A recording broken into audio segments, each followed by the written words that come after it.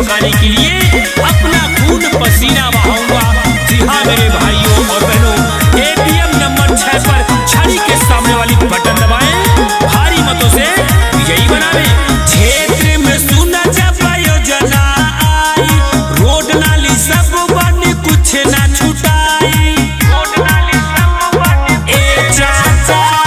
क्षेत्र में सुना जब योजना आई, रोड नाली सब बनी कुछ ना छुटाई। बिजली शिक्षा पानी बेटर यदि है पाना, उदय नारायण को विधायक है बनाना। भैया भूल नहीं जाना बटन छड़ी का दबाना, भाभी भूल नहीं जाना उदय नारायण को जिताना। जी हाँ मेरे भाइयों और बहनों, नौजवान साथियों, आप सभी का चुनाव निशान छड़ी छड़ी छड़ी छड़ी के सामने वाली बटन दबाकर उदय नारायण राजभर जी को ओबरा विधानसभा से अपना विधायक बनाए।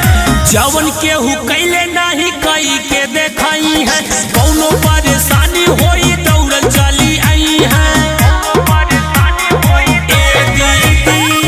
जवन केहू कैले नहीं कई के देखाई है, कौनो परेशानी होई दौड़ल चली आई है। अनिल भोजपुरिया कहे साथ है निभाना, उदय नारायण जी को विजयी है बनाना। दीदी भूल नहीं जाना बटन छोड़ी का दबाना, बहना भूल नहीं जाना उदय नारायण को जिताना। जी हाँ, आपको अवगत कराना है कि सुहेंद्र भारतीय समाज पार्टी से 220 ओबरा विधानसभा के प्रत्याशी उदय नारायण राजभर, जिनका चुनाव निशान छड़ी छड़ी छड़ी छड़ी के सामने वाली बटन दबाना है और उदय नारायण राजभर जी को अपना विधायक बनाना है। जी हाँ, याद रहे, सरकारी हर योजना का लाभ पाने का चुनाव निशान छड़ी छड़ी छड़ी।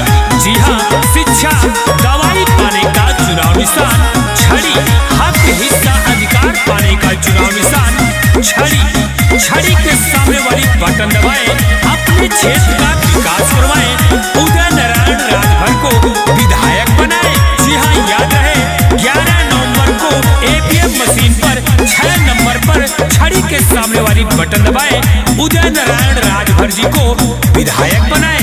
जय सुहेलदेव।